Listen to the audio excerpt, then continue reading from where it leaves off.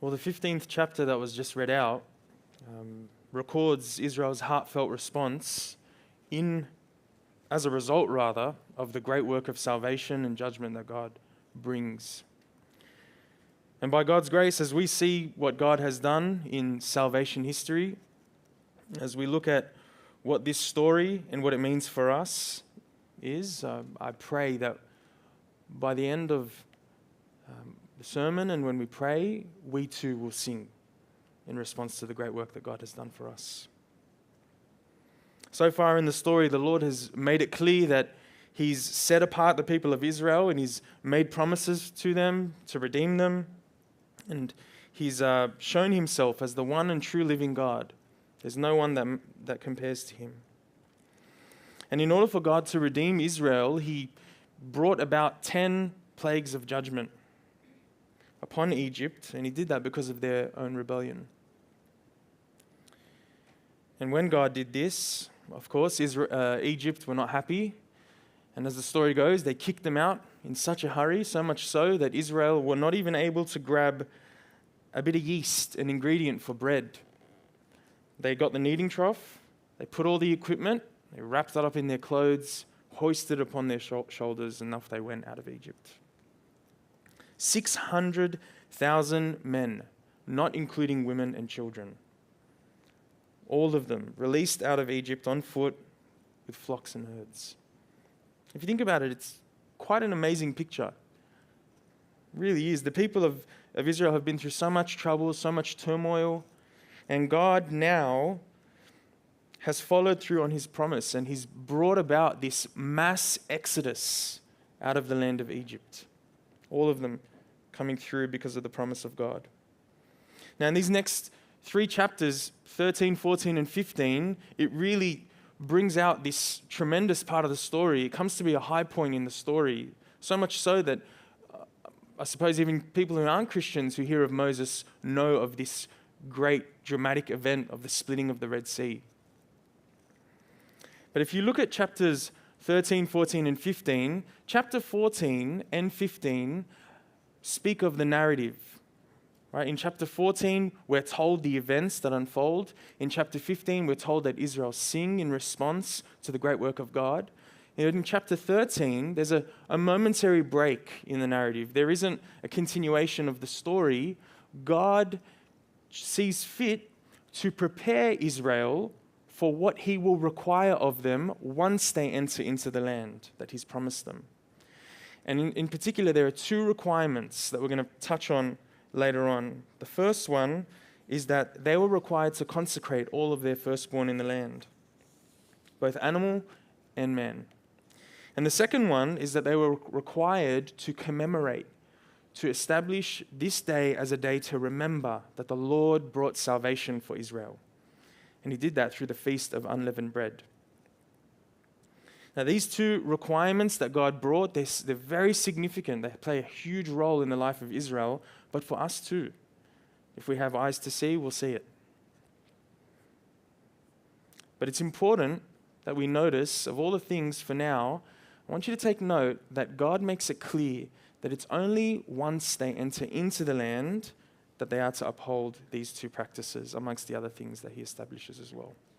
Keep that in the back of your mind, because we'll touch on that.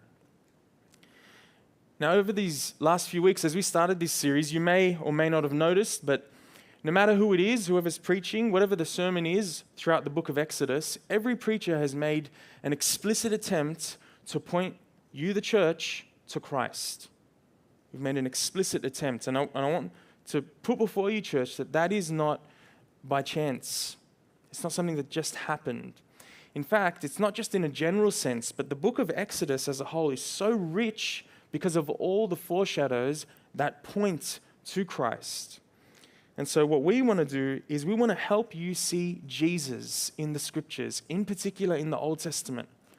It's so important because He Himself, He said to the Pharisees in the New Testament, He said, "You search the scriptures looking for eternal life, but you don't realize they speak of me.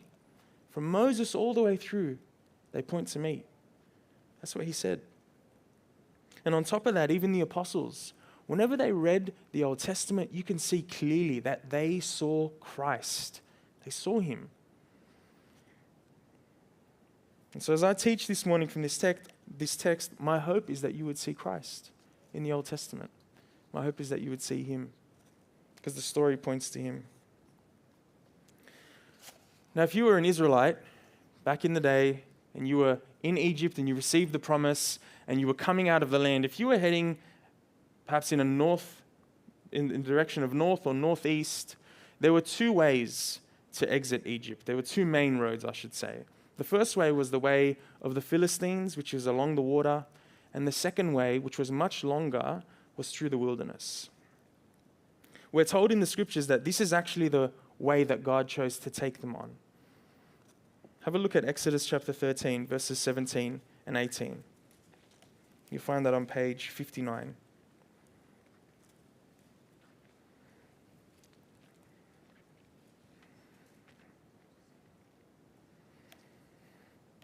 He says, "When Pharaoh let the people go, God did not lead them on the road through the Philistine country, though that was shorter. For God said, if they face war, they might change their minds and return to Egypt. So God led the people around by the desert toward the Red Sea. The Israelites went up out of Egypt, ready for battle." You can imagine that in a sense, if you think about Israel, this is understandable. For them to be fearful and for God to know that this is how they would react, I suppose it's understandable. They're tired, they've experienced great oppression, slave labor, harsh circumstances. They know what it feels like to suffer. I mean, if like me, you were born in Australia within a couple of generations, we don't really know what it feels like to suffer in war-torn circumstances. But I suppose maybe some of you do, if your home country is not Australia, that is, if you weren't born here. They knew what it was like to suffer. And in this circumstance, I think we get a glimpse of something really beautiful. It's because of this that God, in his kindness and in his wisdom, leads them down a different path. He knows how they're going to react. Even though it's a little bit longer, he looks at his people and he cares about their condition. It's a work of kindness to them. So much so that along the way, as they exit Egypt, we're told that they enter into a place called Succoth. But along the way, we're told that in a supernatural way, God provides a pillar of cloud during the day to lead them, to go before them, and a pillar of fire during the night to light up the way. And we're told that this is done so that they can travel at any time, whether it's by day or by night. And we're told that it never leaves their side. Church, if God has made a promise, he will make a way. And all the way from the beginning, God made a promise that he was going to redeem his people. And you better believe it, he made a way.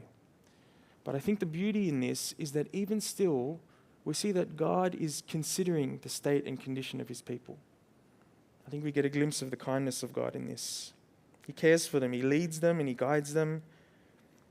It's because he set his affection upon them. He's given them his love. And so again, if you consider Israel, it's supposedly understandable for them to react this way, but it's also absolutely absurd that they would feel that way. Let me tell you why. Consider with me for a moment what Israel has experienced so far. God has made himself completely known to them personally, undeniably, in a supernatural way. He's revealed himself to them.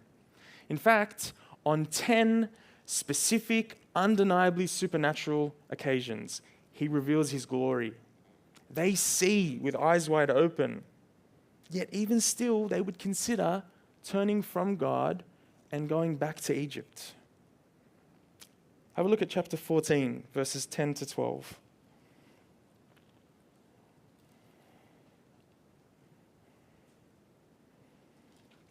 From verse 10 in chapter 14, it says, "As Pharaoh approached, the Israelites looked up, and there were the Egyptians marching after them.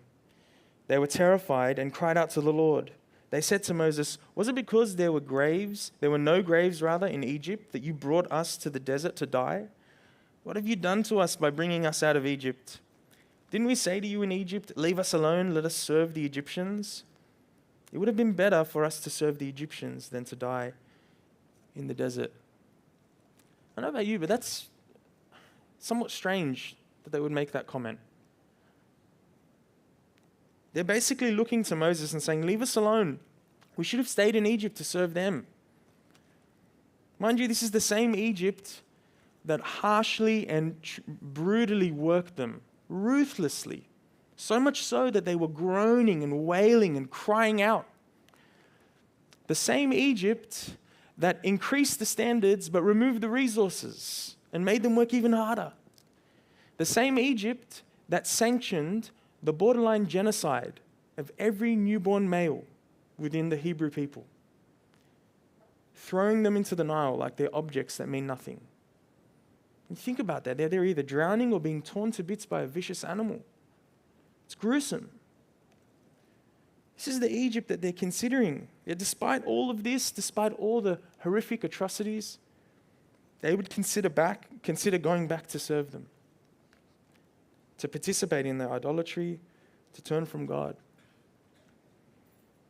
Now, I know what you might be thinking. Before we look at this and look down on our noses and cast judgment upon them, because how could they do this? It doesn't make any sense. Let me submit something to you that I think would be good for us to consider before we do that. I want you to imagine for a sec that you're in a conversation with a first century Jew, someone in the time of Jesus. Imagine you're talking to them and the word slavery comes up. What do you think the first thing would be to come to their mind? What would the first thought that would enter their mind be upon hearing that word? You know, in traditional Jewish education, a young student by the age of 10, I was blown away by this. A young student by the age of 10 has already been taught and is working at memorizing the first 5 books of the Old Testament, of the Bible. As Genesis, Exodus, Leviticus, Numbers, and Deuteronomy. They've memorized it. You know, the first thing that would have come to their mind would have been the event of slavery under Egypt, more than likely. It was a significant moment in their history. They would have known of the harsh oppression. They would have known of the shameful tendency to want to turn back on God. You know, in John chapter 8 in the New Testament, we have a conversation recorded for us between Jesus and some religious leaders. And it's an interesting conversation. Jesus is talking to them about truth, and speaking of himself, he says, "It's by the truth that you'll be set free." And the Pharisees, they look at him and they say, "We're descendants of Abraham. We've never been a slave to anyone. How can you say that we should be set free?" And then Jesus responds with a really peculiar statement. He says, "Anyone who sins is a slave to sin." See, in the response of Jesus, we see him teaching a confronting theological truth as he draws upon the slavery of Israel. He looks at this historical event and he uses it to teach that there's a greater slavery, a greater bondage. Not just of Israel, but of every son and daughter born under Adam and Eve. He teaches them of the totally depraved condition of all humanity. He teaches them that without him, without his truth, their will is bound like a slave to their sin nature. That's what he's saying by extension. And church, this is an important biblical truth. You see, the will of a person is always attached to their nature. They are never contrary to each other. The will reflects what the nature of the person is. This is the human condition. It's our sin nature. Left to ourselves apart from Christ, we have no hope, no salvation, no desire for good because of our bondage to sin.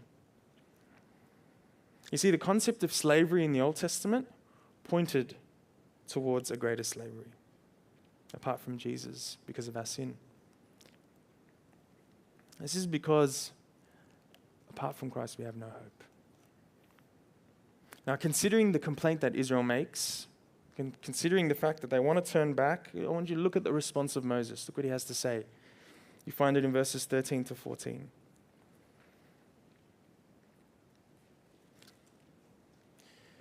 This is in chapter 14 on the same page, verses 13 and 14. Moses answered the people, "Do not be afraid.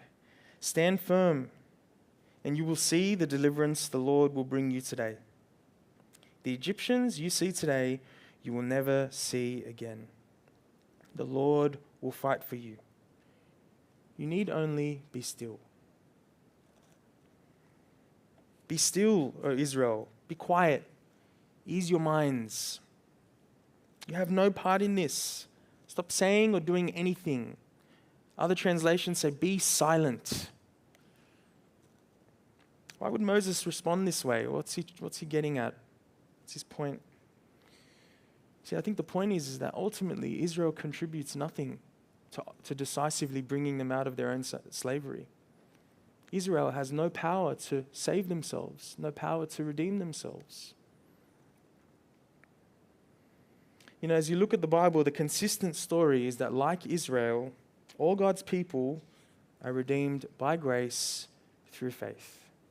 That's the consistent message. God is the author of their salvation. And so too with us, church. God is the author of your salvation. It's because of Him that we've been redeemed from slavery to sin. You see the parallel, church? You see how it points to Christ?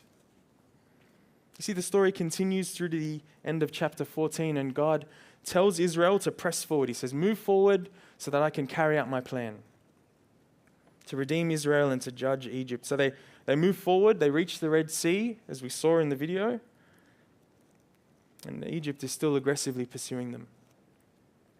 And in the story, we're told that Moses stretches out his hand over the sea according to God's command, and the water splits in half, creating dry ground for Israel to walk over, with a wall of water on the left and a wall of water on the right. In the video, I counted, there were 8 faces walking through the waters. There would have been millions of people passing through this, church. I want you to think about how phenomenal this is. And call me crazy, right? I mean, I don't think it's too much of a stretch to say that they would not have been walking as if it was a field trip to the local aquarium. They would have been awestruck. They would have been walking through every step, carefully looking, climbing over rocks as they saw God deliver them. I love this because it's such a significant moment. And this is part and parcel why I love reading the scriptures. You know, the Bible is often seen as one book. And in a sense, that's true. But at the same time, it's a library of books, of 66 books that all point towards the same story, that all speak the same message. But if you think about it, the Bible is a book, and therefore it's a piece of literature. There are techniques within it that point to different things, whether it's metaphor or symbolism, anything like that. And in this story, there's a really beautiful idea that gets drawn upon in the New Testament. You see, water within the scriptures is really significant. It's used to symbolize many things. You know, Jesus says, unless you drink from my water, you'll continue to thirst. He uses water as a picture of himself, him being the living water. Right? There's a symbol there that he's pointing towards. But another symbol, another way I should say that water is being used or has been used in the scriptures is that it speaks of chaos and judgment. It's one meaning that the word water or the idea of water takes on. You see, the Egyptians pursue and they're found to be judged. As they pass through on the dry ground, once Israel is out, the waters collapse on them and swallow them whole. When you read the New Testament, you see that the New Testament authors, the apostles, they clearly looked at this and they saw Christ in it. They looked for Christ in all of these things. I'll give you an example. You know, one of the writers of the New Testament, his name is Luke, and he wrote the third account of the gospel of Jesus. And there's a really significant moment where Jesus is known to have transfigured. His glory is showing, he's shining brightly. And we're told that there's two other men that he's talking to in that moment. And Luke says something really interesting. He says that Jesus and the two men were speaking of his departure. Some translations use his decease because in the context it's speaking of his death. But if you do a bit of digging and you look behind the translator's choice of word, you'll see that the word behind that is exodus. You don't need to be a Greek scholar to know what that's pointing to. The New Testament scholars, the New Testament authors, they thought with this category. They looked at everything and they wanted to see Christ in all things. Because the death and resurrection of Jesus points to a greater exodus where we are freed. And there's so many more examples, but they had this category in their minds. You see, all the church of God, whether in the Old Testament or the New Testament, we've crossed over, walked on dry ground by faith, passing from death to life, because Jesus, our mediator, our greater Moses, he was immersed and swallowed by the waters of judgment on the cross. This is what it all points to. You've crossed over by faith because of him. What a beautiful picture. It speaks of Jesus and it speaks of us as his redeemed. But church, when we consider that word redemption, it's thrown around a lot, it's spoken of a lot, but it begs a lot of questions. Because if somebody's being redeemed, we've got to follow that up with, what are they being redeemed for? What's the purpose of their redemption? We know the price, the precious blood of the Lord. But what are we being redeemed for? The reason we've got to ask that question is because as we think about these big themes, such as slavery and bondage, the promise of redemption, and then the deliverance out of that slavery, we're told that God does not redeem them for nothing. He redeems them for a particular purpose. I want to remind you that in chapter 13, remember I said keep that in the back of your minds. In chapter 13, he gives them two requirements that they're supposed to fulfill once they enter into the land, once their redemption has begun, has taken place. The first one we said was that every firstborn had to be consecrated, right? They had to be set apart, whether it was animal or human. And the second one, they had to commemorate that day that they had been redeemed. They had to commemorate that moment of salvation, and they did it with the yearly feast. When you look at these two things, at first you might think they're a bit disconnected. Why would God put a break in a story, and why would he tell them of these two things right before he's about to redeem them, so that once they enter into the land, they know they've got to uphold these two things? Well, what's significant about it? Church, I want to tell you that these two things have significant implications, and we would do well to look at what they mean for us. You see, take the first requirement, for example.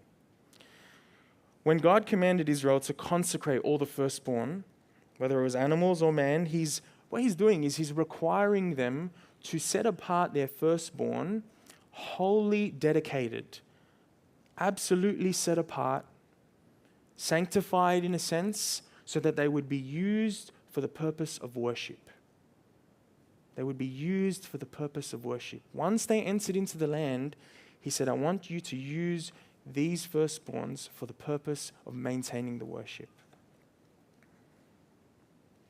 And if you look at chapter 13, verse 2, he makes it clear that the reason he can do that is that they belong to him. Have a look at verse 2 of chapter 13.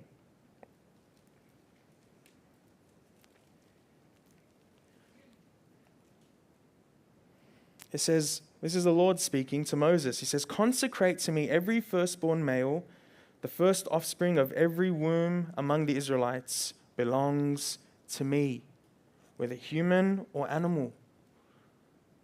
They're mine, he says. They're not yours, they're mine. Why can he say that? Why is he able to look at them and speak of possession and ownership? Why can he require that they're wholly dedicated to him? I want to remind you that we were told of last week that when God performed the 10th plague of judgment, every household experienced death. As it was mentioned before, either it was a lamb or it was one of the animals or a firstborn. The difference was not whether there was death, the difference was whether who experienced the death. That's an important fact.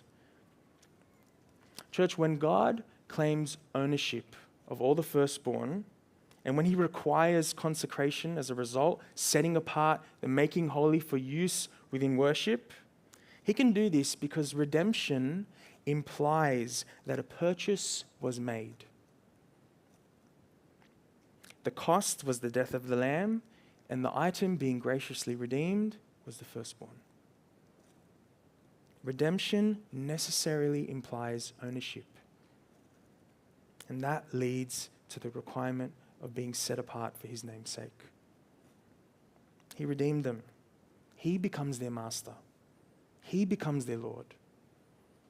As it was read earlier, we become slaves not to a hateful and hurtful master, but now we become slaves to righteousness, set apart for the good of the gospel, set apart for the growth of the kingdom as we walk in line with Christ. Church, that's an exact foreshadow of what happened on the cross. You see, the death of Jesus on the cross, his resurrection, it purchases. Remember we use that language like blood bought? The cross purchases your salvation, your forgiveness from sin, you being adopted, becoming a child of God. That's because of the cross. But it also purchases your consecration, your being made holy, your walking with Jesus, you constantly growing to be conformed to his image. God on the cross has purchased that sanctification. That's why we have hope. That's why we know we continue to work. That's why we strive to hate sin and to love holiness, because we've been redeemed. It's the natural result.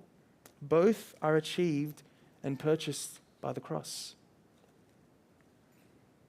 As Paul puts it, Jesus redeemed us so that he could purify a people for himself. And then he says something really interesting. He says, a people for his very own. You are not your own. You were bought with a price. And that's the reason we strive to love God, to walk in his ways, to hate sin, and to become slaves to righteousness, to good. Because we have a good Father, a good Master who loves us, cares for us. It's a beautiful image. And this is what they were called to remember, what they were called to commemorate. Each year, when they participated in this feast, they were called to remember the day of salvation, the moment that the Lord redeemed them and brought them out. This is what they were called to look to. And there's two reasons why God tells them to remember using this feast. Have a look at Exodus 13, verses 8 to 10.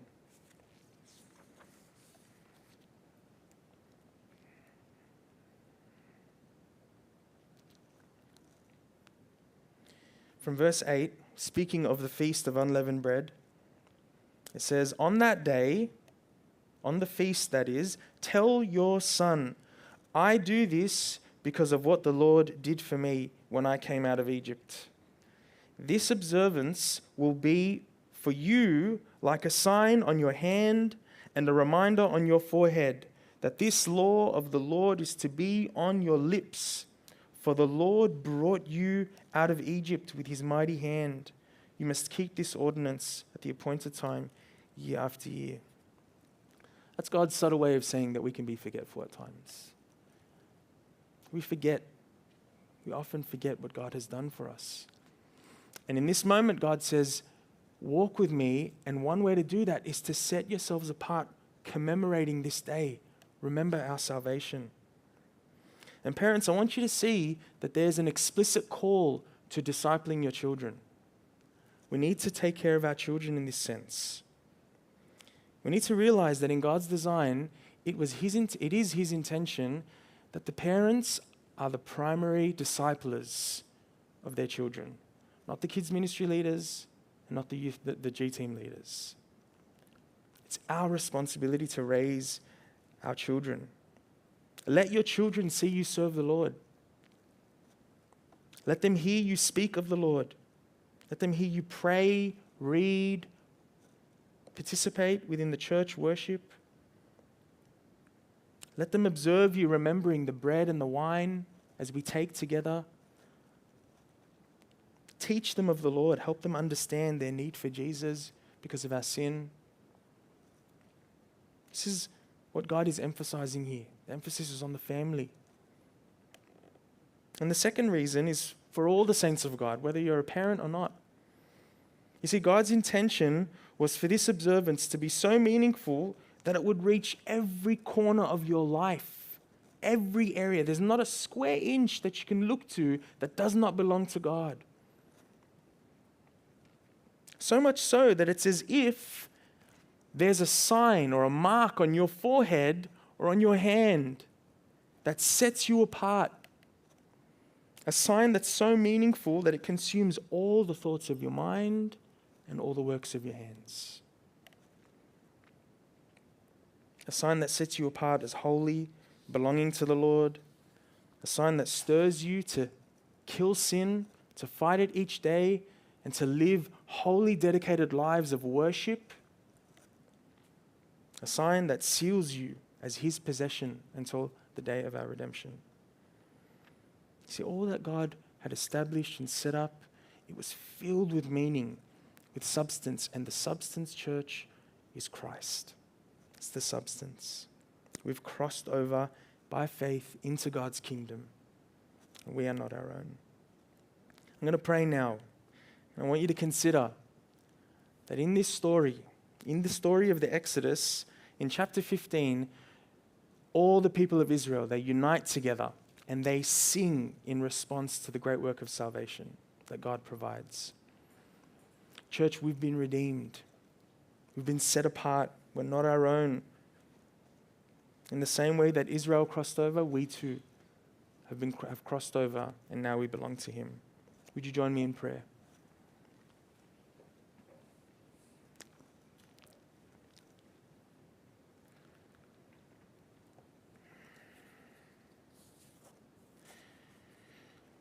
Father, I thank you.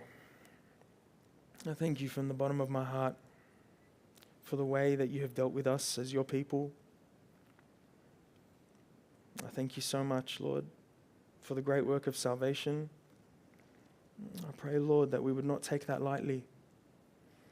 I pray that we would remember what you've done for us, that we would look on our lives and we would see that you've loved us, you've redeemed us, you've marked us out as your own. We belong to you. And Father, we want to live lives of worship, wholly dedicated, wholly consecrated, set apart for your name's sake. And we know we need your Spirit. And we thank you that you've given us wholly of your Spirit. I pray, Lord, that you would give us a joy in our hearts as we think about what you've done. I pray, Lord, that out of an overflow of joy we would sing, giving thanks for what your Son has done for us. It's in His name that